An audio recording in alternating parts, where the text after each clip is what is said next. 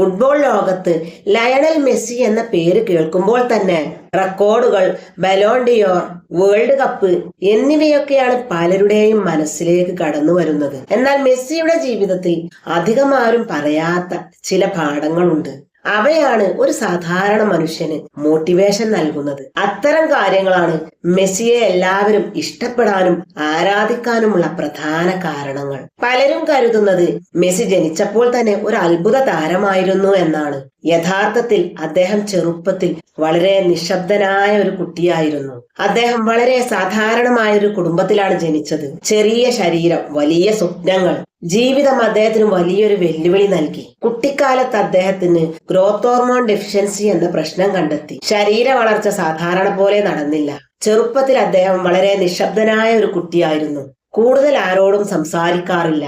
പലരും അദ്ദേഹത്തെ കളിയാക്കി. ഇത്ര ചെറിയ ശരീരവുമായി ഫുട്ബോളിൽ എന്ത് നേടാനാണ്?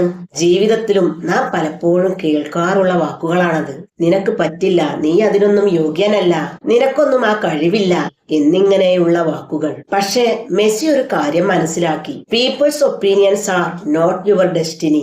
മറ്റുള്ളവരുടെ അഭിപ്രായങ്ങളല്ല നിങ്ങളുടെ ഭാവിയെ തീരുമാനിക്കുന്നത്. മെസ്സി തന്റെ പ്രശ്നങ്ങളെക്കാൾ വലുതായി തന്റെ സ്വപ്നങ്ങളെ കണ്ടു. തന്റെ കഴിവ് തെളിയിക്കാൻ വാക്കുകൾ ഉപയോഗിച്ചില്ല.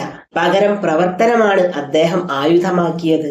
അദ്ദേഹം ദിവസവും കഠിനമായി പ്രയത്നിച്ചു, പരിശീലിച്ചു. വെയിലോ മഴയോ വെളിച്ചമോ ഒന്നും നോക്കിയില്ല. ആരും കൈയടിക്കാനോ ആരുടെയും അഭിനന്ദനങ്ങളോ അദ്ദേഹത്തിന് കിട്ടിയില്ല. പക്ഷേ അദ്ദേഹം തന്റെ ഹാർഡ് വർക്ക് നിർത്തിയില്ല.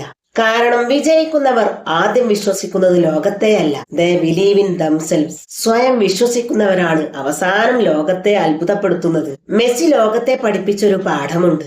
Noise creates attention but consistency creates greatness. അതായത് വലിയ ശബ്ദങ്ങൾ ഉണ്ടാക്കുന്നത് ശ്രദ്ധ നേടാൻ കഴിയും, പക്ഷെ സ്ഥിരതയാണ് മഹത്വം സൃഷ്ടിക്കുന്നത്.